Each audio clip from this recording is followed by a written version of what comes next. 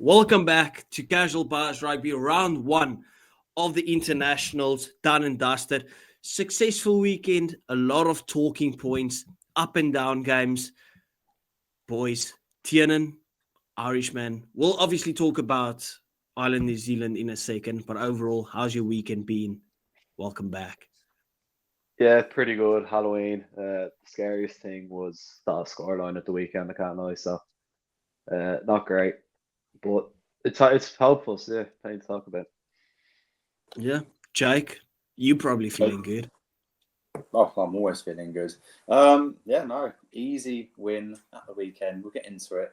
But yeah, I didn't celebrate Halloween, sadly. Because you went on a jog, right? I haven't gone on a jog. I had a massive meal roast today, so I filled up the old stomach, had a bit of brownie. The salads don't win your scrums, casual. So fair. Jake returned to his prop days. No, I'm just always like Jake finds a way to like always get me to pity him a bit when he comes on here talking about like, okay, he's going on a jog or whatever, and then he like rounds off his training schedule with, yeah, I'm about to slaughter down 2 burgers and I had a couple of pints this week. And then the same thing, like I didn't go to Halloween, and I'm thinking like maybe it's because you went on a jog. No, I had a full meal. Just you like had 5 guys last Sunday, didn't you, Jake? Yeah. Jimmy and I met up in London and we shared a lovely romantic meal over 5 guys. So yeah, that was fun. Seeing one of you guys in person. You shared 5 guys? Yeah. Well, it was off. Like 2.5 each. Yeah. Okay, what's the 5 guys? What? What's 5 guys? What's 5 guys? The restaurant. We didn't have a 5 guys. You just said you shared 5 guys. Oh, well, Jimmy, how are you feeling? We haven't seen you in a while. Glad to have you back. What do you say? Thank you.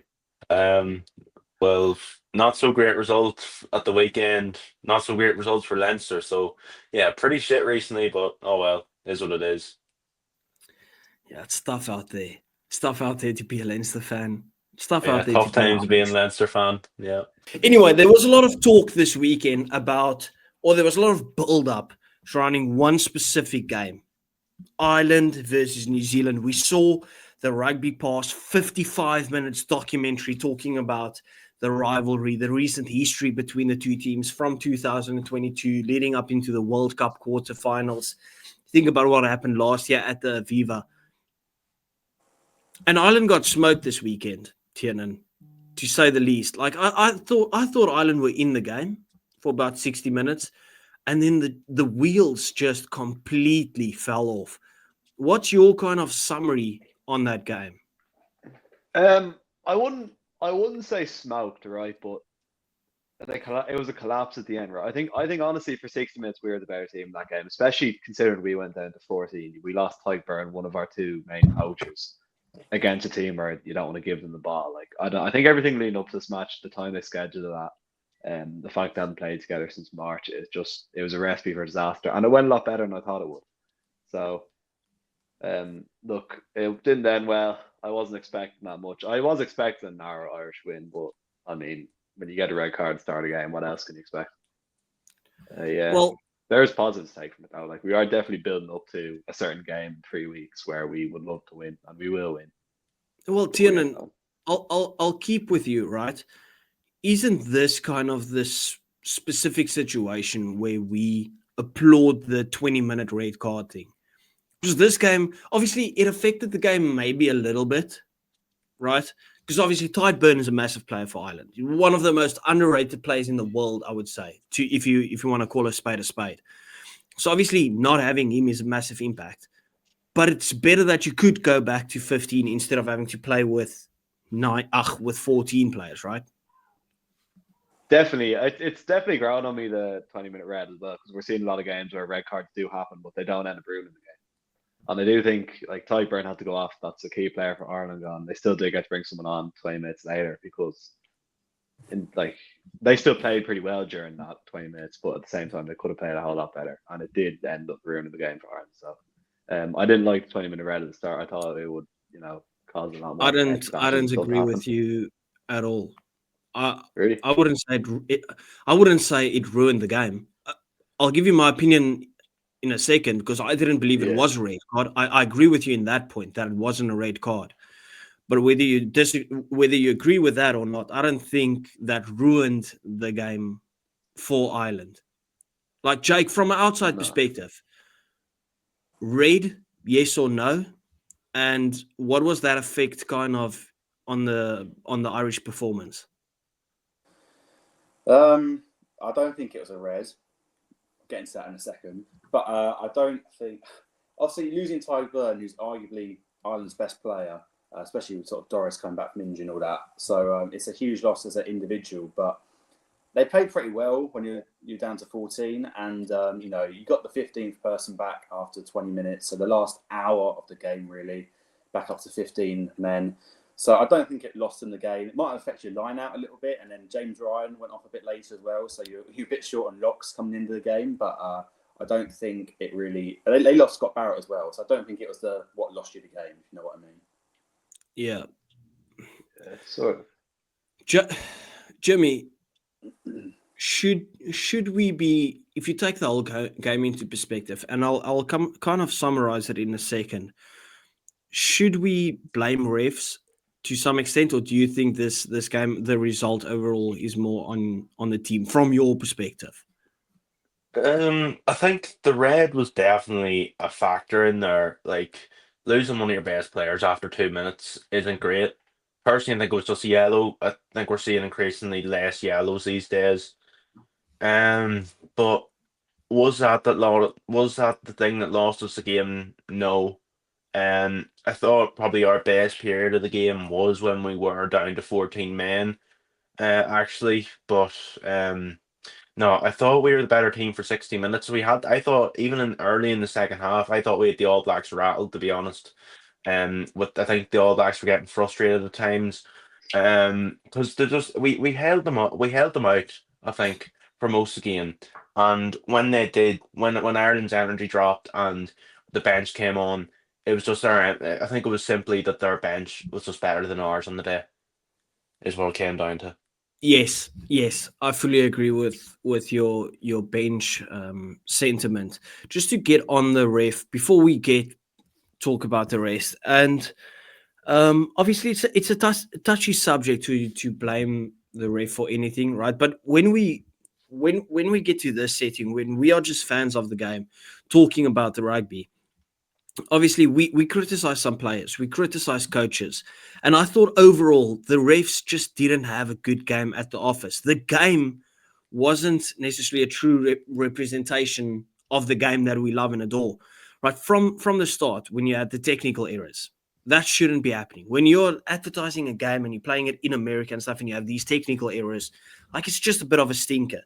The game was entirely stop-start, whether it was through injuries, through bad decisions, through ill discipline, just stop-start all over the place. Then with the refs, I'm not going to blame the ref for anything because I thought the TMO, the touch judges, the ref on the field, they struggled in that game on both sides because, yes, that was a red card, right? But I'm just making an example. That tackle from Caleb Clark was it Tommy O'Brien? Yeah, I think so. Yeah. I was like, how do you give that a penalty?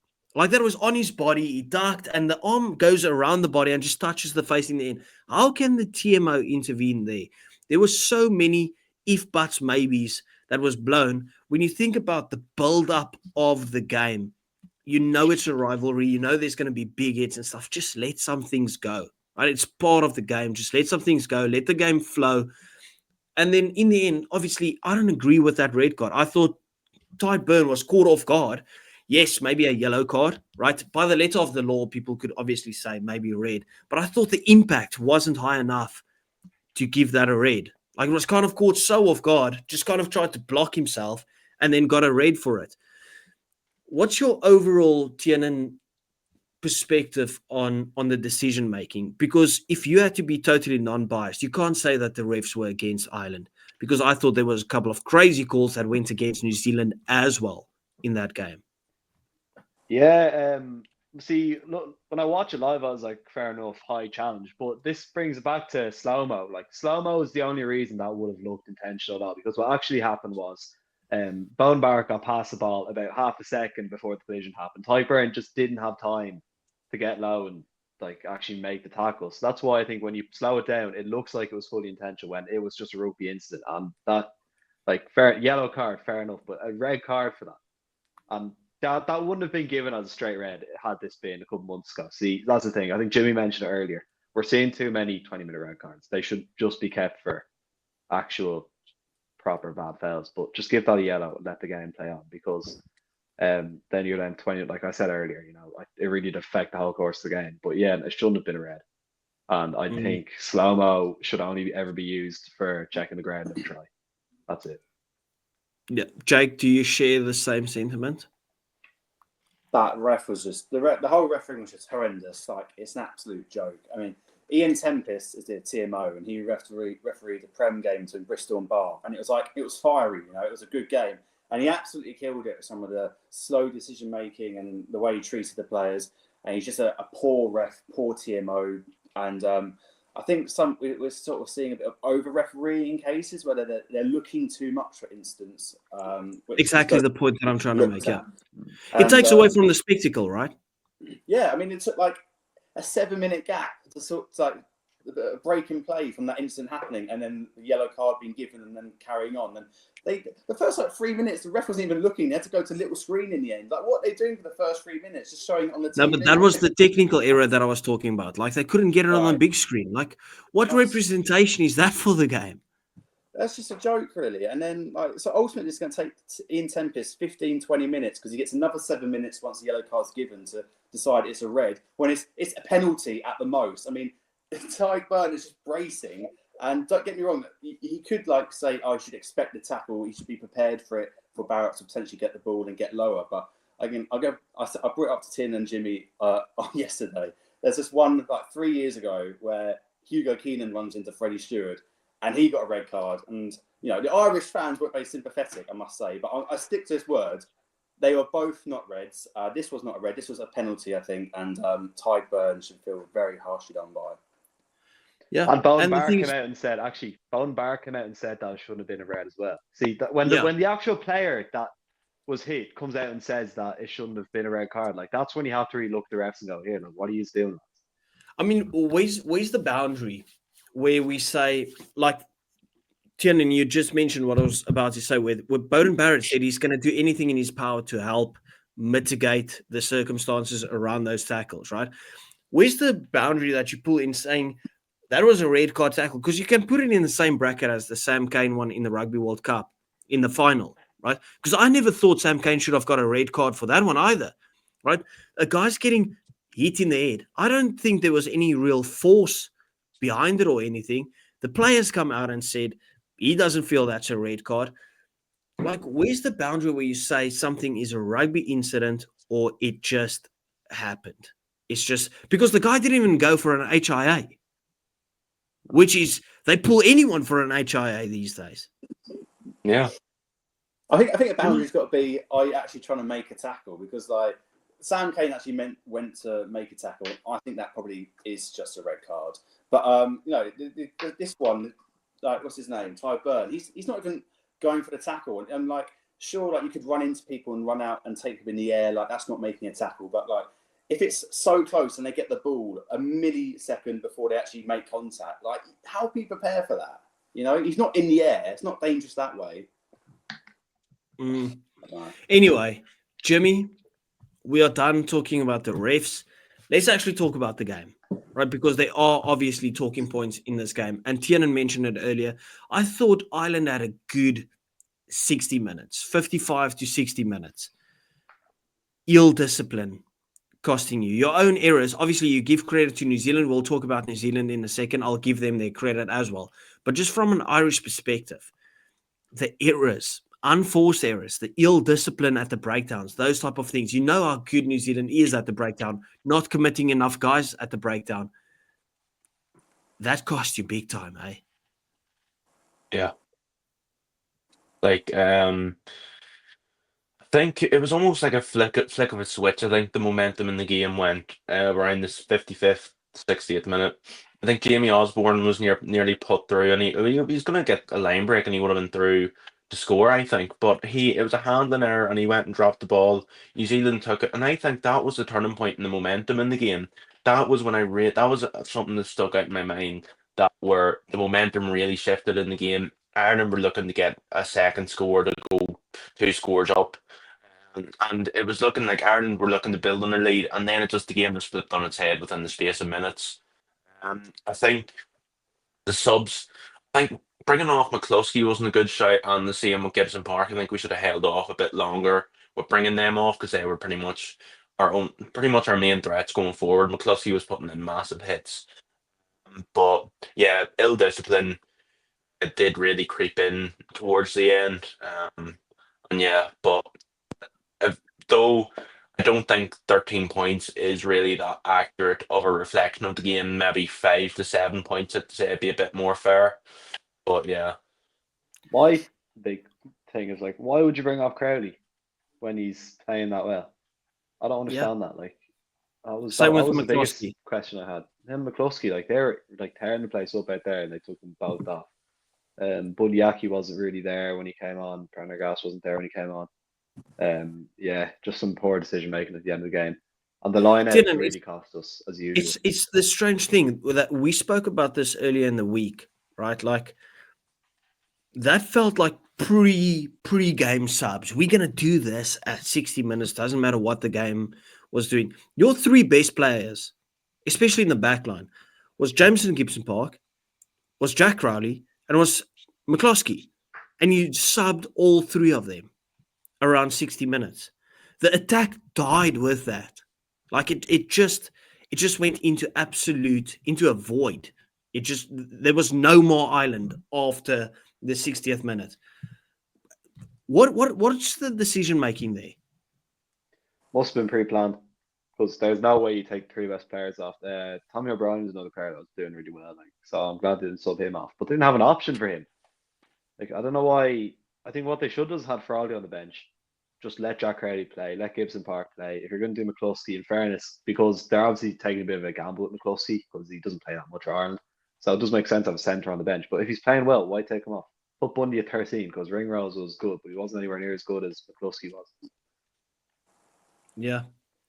No, I fully agree. Jake, from an outside perspective, let's talk about New Zealand, right? Because we obviously spoke about Ireland now. Impressed? You're obviously facing them soon. Yeah. Yeah, I don't know. I guess somewhat impressed. I knew they'd be good. I predicted them to win just because of the cohesion. They've literally been playing together since July. Like, it's insane. But yeah, I mean, they were pretty good, especially in the second half. They definitely played better. I think their discipline was quite poor in the first half, and Ireland got a few penalties. Crowley went for a post, which I think is the right decision because. But when New Zealand got penalties, they kind of went for a corner and they managed to get a few tries, which is risky, but fair play to them. But yeah, New Zealand looked good. Geordie Barrett unfortunately got injured, but when Lester Faianuku came on, I thought he looked really sharp with Tamaya. And yeah, their back line just looked a bit dangerous. It wasn't completely free flowing, but when they did get the ball in bits of space, they looked threatening and made a few line breaks. So that'd be interesting, especially how it matched up against England. We'll get on to them in a bit. But yeah, what do you think about them? Well, the big difference for me in this game was obviously how clinical each of the teams were. I thought, obviously, credit to New Zealand's defense. I thought their defense, let's say 5 meters out from their 22, they were very clinical in defense and they were very clinical in attack. Every time that New Zealand touched the ball close to the 22-meter line from Ireland, they scored points, and they scored it pretty comfortably as well. It felt like the Irish defense just kind of deteriorated as soon as there was an ultimate threat on them. Lester Faianuku obviously made a massive difference. Damien McKenzie had a very good game when he came on. Caleb Clark played out of his skin. Adi Savea just did Adi Savea things. Wallace Atiti, absolutely brilliant. So the All Blacks just kind of pulled up their socks in that final 20 minutes. And as I mentioned, felt like the wheels fell off. And like Ireland looked pretty hot and cold for that first 60 minutes. I thought both teams were let's say at 60%, run about the first 60 minutes. But then New Zealand just flipped the switch. It looked like they've been playing from June, July until now. And then it felt like Ireland has never played together for that final 20 minutes. Because you thought maybe, okay, New Zealand scored a try, maybe Ireland comes back. But Ireland would never, not even for a second, in that game again when New Zealand made it 14-13. Is that a fair thing to say? I think so. Yeah. You just feel like once they got the first try back, New Zealand, they got all the momentum. What was it at half time? Was it 10-3 or 10-7, and was then it? it went 13-7. Yeah. I just feel like it's just sort of after the 50th minute, maybe they sort of lost momentum, and the All Blacks. You just felt like they're gonna, once they got one score, they're gonna keep scoring. You know. Yeah, well, if you don't bury the All Blacks, they're always going to come back. We've seen this 100 times. New Zealand was, Ireland kind of had that thing where they had the momentum, they had the territory, they had the position, and just got no points from it. That's basically it, right? Anyway, moving on. England, Australia, game of the weekend, especially that first 40. Jimmy, you spoke about it. You said it on the group. Belter of a game after that first half, especially. What's your thoughts on that as a whole? Well, I watched the first half mainly. I had probably more so one eye on it in the second half, but the first half it looked like it was going to be better than last year's game. And it really was unbelievable. Like the first 20 minutes or so, there was a good few handling errors. It was quite stop start, but once they got going, that for about 20-25 minutes, that game was unbelievable. Like Ben Earl was going at it. It was absolutely unbelievable. That intercept try on the English line, Harry Potter ran the field, absolutely unbelievable. It was a great first half of rugby. Then England brought on the Palm Squad, as I called it. And yeah, they closed it out by the looks of it. Jake, your team won. Was it ever in doubt? Really? I think I said 20 points. It was 22 points. I'll take that. I mean, Australia missing so many first sort of squad players. So, I mean, if it had been anything differently, it would have been tragic from England. I think, honestly, it could have been even more. I mean, that's a Really? penalty try. That's a penalty try from Kellaway in the first 5 minutes, knocking the ball into touch from Flavio Boso. Like, it's obvious. And then, Harry Was Potter, it purposefully done though? yes, you think that as well. I know you think that. I did think it was a penalty try. Yes. You can't just slap that out. He's been watching the other code. Anyway, and then Harry Potter, yeah, he does that awesome holding up a Ben Earl, which he should score, and he said that himself. But yeah, he had a great game, Harry Potter. But you just feel like that intercept try and Ben Earl getting held up was like a minute within each other. That's a 14-point swing. George Ford missed 2 or 3 conversions. Finn Smith missed the one he took. So it could have been an extra easily 15, 20 points if they'd done those things. Well, if you think about all the held up tries, it could have been closer. What held up try? Australia only had 1 held up try. Did Australia hold you up 3 times? I think I remember like 4 held up. They held up Jamie George once and Ben Earl once, and I think we held Pollard up once and then right at the death, but that was a nonsense that play. Yeah, well, they scored anyway. They're right at the death, right? Harry Potter had like an insane 5 minutes. Insane held up.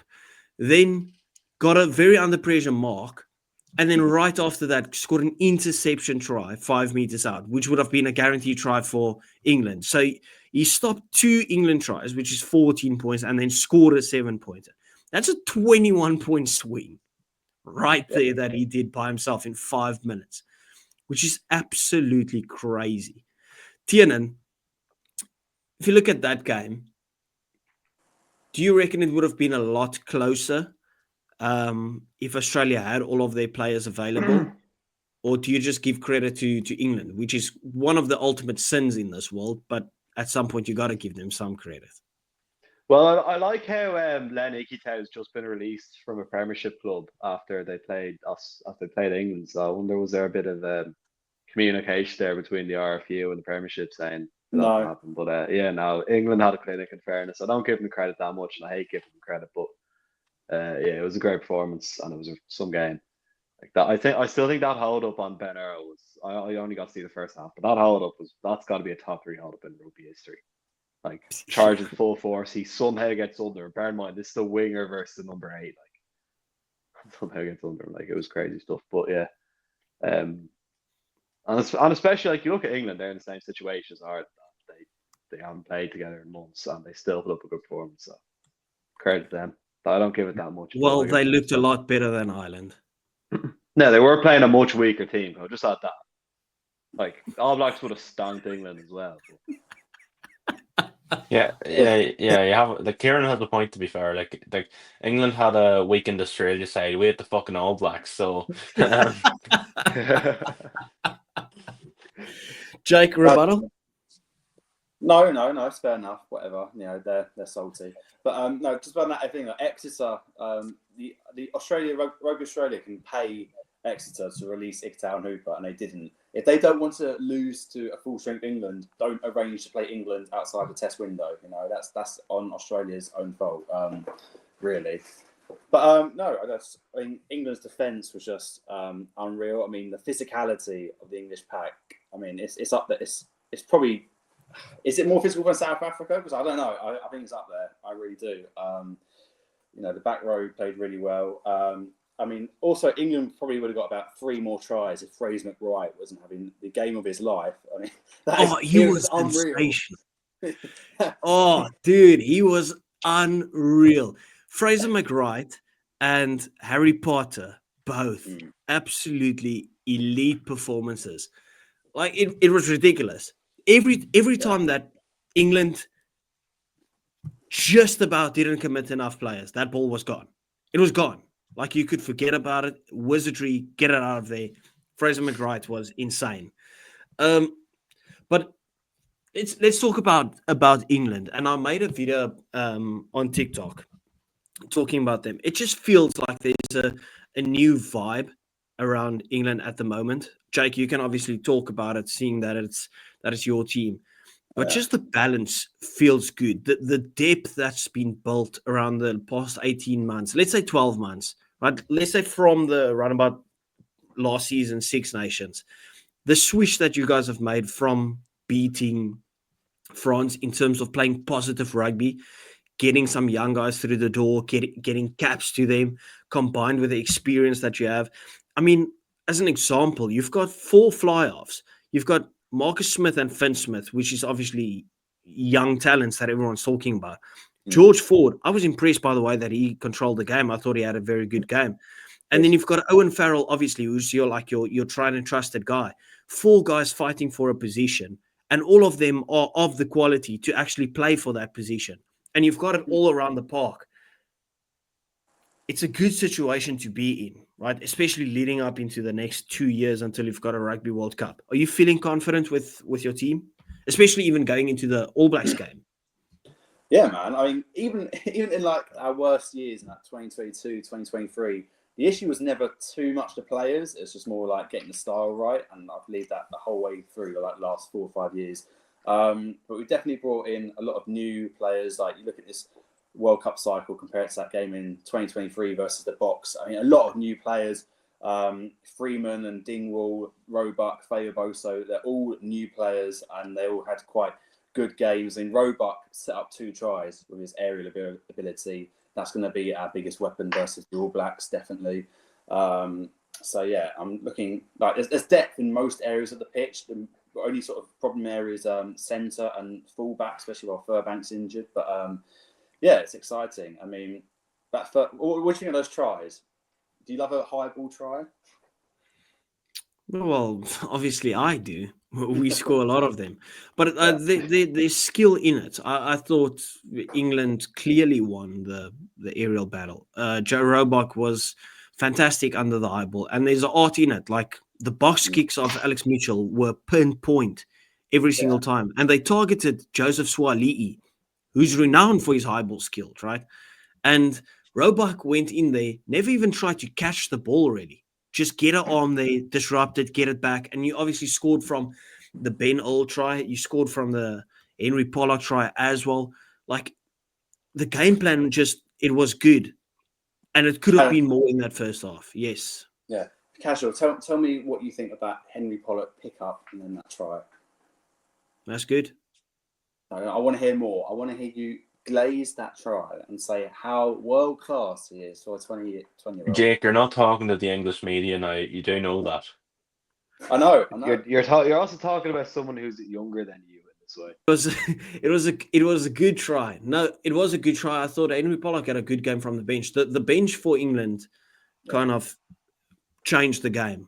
The subs that was brought on at the right time, and everyone knew it. When you saw the lineup from the start, everyone said, "Look at that bench, bringing on Tom Curry, Henry Pollock, those guys. It's good guys that you can bring off the bench there. Like, that's proper talent, guys that get stuck in there."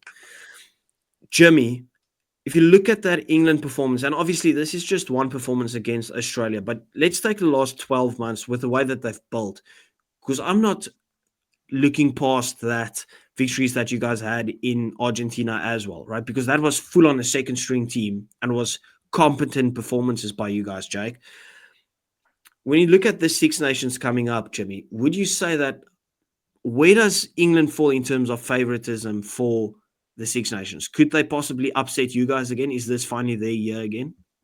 Well, we play them in Twickenham this year. If you look at their 12 months, well, if we look at since the Six Nations, let's say since we've last played and we beat them, they've looked a bit better than us. I'll say that. I think they are growing and they're going in a positive way. I think there is still some positions in that England team that aren't fully nailed down, but there's some quality players in there. But no, they're definitely positive. In terms of winning the Six Nations, I don't know. They'd have to pull off a massive win against the likes of us or the French. But I do think they could beat us very much in Twickenham. Like, I think that'll be a tight game. But I think maybe a second place finish will be quite good for England. Well, second place for them on their standards that they've set is kind of a must. It feels like a year that England should really push to win it all. Tiernan, you wanted to say something? I mean, no, but I mean, as an Irish national team, you're never an excuse if you lose to England, so they're not going to beat us in Twickenham. But yeah, they should. I just think the player pool that England have, the fact they're one of the only two countries in the world that have their own full league, they should be performing a lot better. And I think we are finally starting to see that, where they are putting together good performances and being good teams by big margins like they did against Australia there, because they have the talent, they have the players, and it has taken them a while to get it right, and now they have. So I'm a bit worried, but no, we'll beat them as usual. Don't worry. Until they get smoked by New Zealand by about 30 points, and then it's like back to the drawing boards. Yeah. And Scotland win the Calcutta Cup again. The English defence, though, was just like crazy in that game. Australia literally had one line break, really, with that Valentini went through. And the Harry Potter interceptions, that's just a separate thing. So, like, it'll be interesting how England do up against like that New Zealand attack, because it's just going to be interesting. We've got a new head defence coach in. So it's probably the first really world-class attacking team we'll be playing New Zealand. So I'm just really interested to see how they match up. Well, you're very lucky that you're not going to play against the proper momentum breakers. Like, you're going with some momentum into the Six Nations, but you're not playing South Africa, right? Because your momentum would have been stunned right there on the spot. Talking about South Africa, let's move on to the South African game. I'd say, genuinely, I would love to have played South Africa, because we started off with those two props, Joe Hayes and Finn Baxter, who probably aren't as well known to you guys as they are to like a Premiership watcher, but they did pretty well against Tupou and Angus Bell, and I'd love to see how our scrum goes up against the Springboks, but it's a shame we're not playing in this autumn. Yeah. Anyway, Tiernan, on face value, I'm not giving you more credit, Jake. Like, I've given you more than enough credit. Like, before this, Right before we ending this, if I gave you another compliment, I'll have to be listening to It's Coming Home once again. Like you've been dragging your ass out there for that. That's all right. I joined this fan forum every single autumn, every single game last autumn, depressed, and I just took it. I think I should bask in it while we get a win. Well, we've No, given you. that's not true. You beat You've got Japan. two Remember Irish that. guys and a South African that have given you more than enough props tonight. Well, talking about beating Japan. Yeah, we'll see if we can do that next week. Yeah. I'll come to Tiernan first. Obviously, I've mentioned this before. I'm not going to over egg the pudding when it comes to that one. It's not like we played a team that will be a fortress of a team to beat in the World Cup. But Japan's not a team that you beat by 54 points on every day of the week. Like they dragged Australia to a 5-point loss last weekend. What do you take from that performance? Just job done, or are you actually impressed with how clinical the Boks would? Kind of both.